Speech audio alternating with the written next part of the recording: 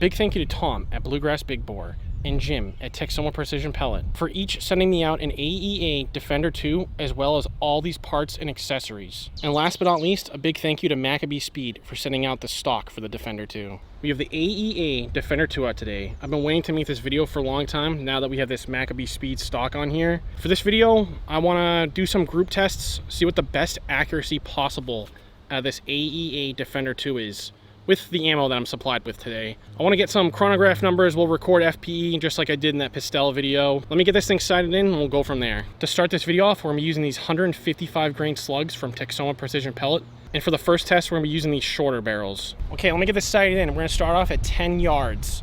I'll get some chronograph numbers too while I'm sighting in.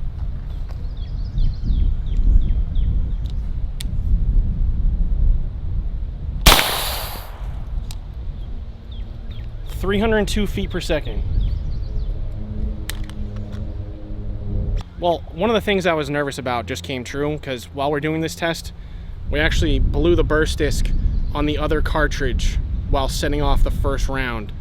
So I don't know if I'm going to be keeping 2 of these barrels in here at once or just doing 1, because the last time I had this out, it kept doing the same thing. So I'll do another test, and if it happens again, I'm probably just going to switch to 1 barrel the whole time. That's kind of an issue with this thing. If it's going to set off the other one, I don't even know why this is a 2-shot gun, so let's just see what happens. Okay, 2 more barrels are in. Let's retry this. Yep, if you heard that sound, set off the second cartridge without pulling the trigger. It didn't fire anything, but it just released all the air, so I guess I'll be sticking with 1 barrel for the time being. Consistent velocity though, that was 301 feet per second.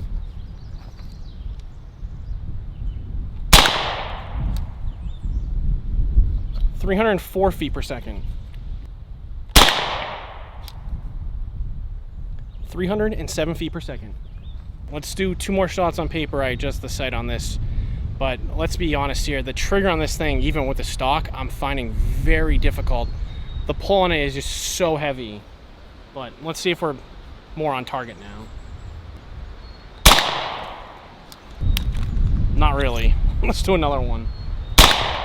That was better. All right, let me try and do a group test on this. I'll just aim for center bullseye, and hopefully this trigger won't be a menace to me. Let's put 5 rounds on paper, see what we get for a group.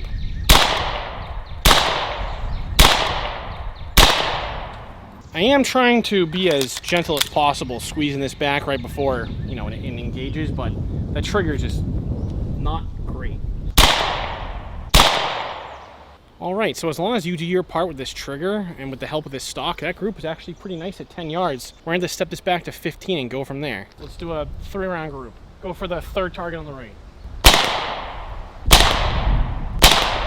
So the group's actually pretty decent, but our point of impact shifted up really high for some reason. Let me repeat this test. I'm going to use those longer barrels this time. All right, I got these long boys out. Let's aim at that same target. Middle bullseye, since nothing's there right now. Also, I'll do a chronograph test on this, the longer barrel. 340 feet per second.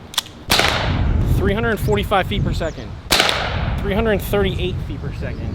I don't know why, but with a longer barrel, it was all over the place. I feel like the shorter barrels do better. Granted, the longer barrel, you're getting about 10 to 15% extra velocity. Up next, we have these 178 grain slugs from Texoma Precision Pellet. I have absolutely no idea how well these slugs will perform in the Defender 2. We're just gonna try them out. We'll get some chronograph data too on these. We're at 10 yards and we get the short barrel. Let's go for that far right target. Same velocity as the 155 grain, 302.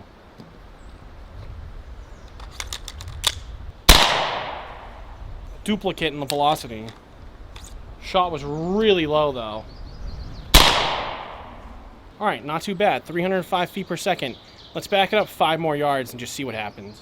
All right, we're at 15 yards. As I say, it's kind of surprising to me that these 178 grain slugs have the same exact velocity as the 155s. Let's go for that far right target again. All right, so that last shot was a little low, but the first and second ones were pretty much on target there. I'm just gonna shift my sight a tiny bit to the left. I haven't been touching it. I've just been letting things group. The targets have been replaced. We have the long barrels in, 178 grain slugs. Let's see what we get for chronograph data. 310 feet per second. Duplicate.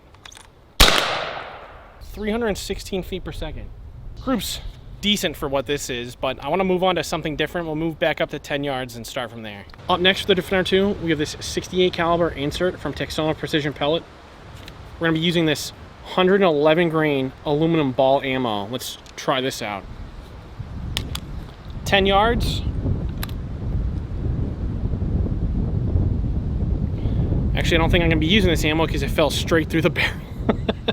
I guess this is a little bit too small. Let me grab some other ammo. All right, so neither of my ammo worked. We have these sample rounds from Texoma that we're going to use. These actually fit in the bore. Let's run those. We'll get some chronograph data. We're only at 10 yards, so let's just see what we can do here. I'm going to aim for that same target on the left.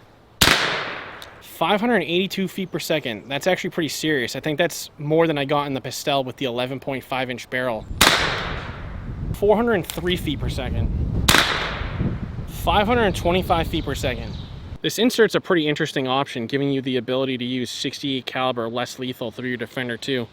I have to say, those rounds are going pretty good for considering how short the barrel is on this. We needed that 11.5 inch barrel to get, I think, above 500 FPS on the Pistel. And just like the Pistel, it's going to be very important bore matching your ammo to this, because the FPS and accuracy are going to be very dependent on how well those rounds fit inside this. I think I collected all the chronograph information I wanted on this, so let's just see how well this does accuracy-wise at some longer distances. We're going to be using the long barrels and the 178 grain ammo. We're at about 20 yards. Let's just see what we can get for a group here. Once again, my biggest complaint about this Defender 2 is the trigger, but that did not contribute to that wild flyer. That thing just took off. I'm not sure what happened there, but those other two rounds, if we had one pretty similar to that, the group would have been, I'd say, pretty decent for what this thing is. Let's try another group down there, same target. I just want to see if we get that flyer again, or if we're going to start grouping kind of like at those first two shots. Now, I am kind of disappointed that I can't put two rounds in here right now without setting the other one off while firing the first one. That's just kind of disappointing to me. This is basically like a one-shot pistol now, because the last time I had it out, it was doing the exact same thing here, just fizzling out that cartridge once you fire the first one. The firing pin just puts this like little tiny hole in it, and it's just leaks the round out. So it is what it is. Let's see how well this next group is. All right, let's see if we can tighten up that group a little bit at 20 yards. It actually wasn't too bad. Let's step up to 25 yards. 25 yards. Let's see how this does. I have no idea what just happened. Wow. That had to have been an absolute stroke of luck. Let me swap over. We'll shoot that same target, same distance. Let's go for the 155 grain ammo. Okay, 25 yards, long barrel, 155 grain ammo. I have absolutely no idea where that went. Wow, that one was way right. So that 155 grain ammo is just, at least with this longer barrel, I wouldn't shoot that probably beyond 10 to 15 yards. Let me go retry this with that 178 grain. That last time when we got the bullseye just gives me too much confidence. 178 grain redemption. All right, these are all over the place. I think we're gonna wrap up this segment here and do some Texas Stars and finish off the video. All right, let's take down a Texas Star. I have the 6 short barrels on me, loaded with 178 grain slugs. This might be embarrassing, so I have 4 more loaded with the long barrels as backup. Let's just drop this and wrap up.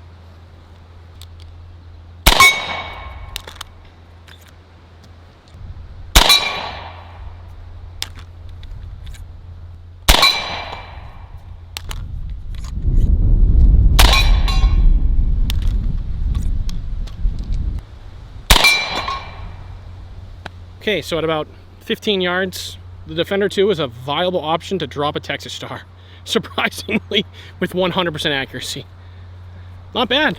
All right, last Texas Star. I have 5 rounds loaded up. We got 1 short barrel, 4 long barrels, so if I miss, I need a twofer.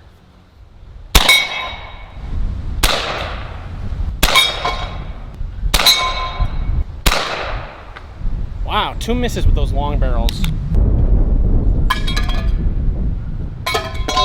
I know a ton of people really like the Defender 2, but with the AEA Harpoon out, I would take the Harpoon over the Defender 100% of the time. The Harpoon costs a little bit more than this, but not much. It's a lot more reliable. It's built so much better. It has much better accuracy, a ton more power, and going from the trigger on this to the Harpoon, you'd swear the Harpoon is a match grade trigger in comparison. This one is just so bad compared to the Harpoon or pretty much anything else that it just feels like a match grade trigger to me. With that being said, this gun still is pretty fun, but if you don't already have one and you're thinking about getting one, I would 100% just take the Harpoon over this. This is smaller than the Harpoon, but that's about the only advantage that this has over it.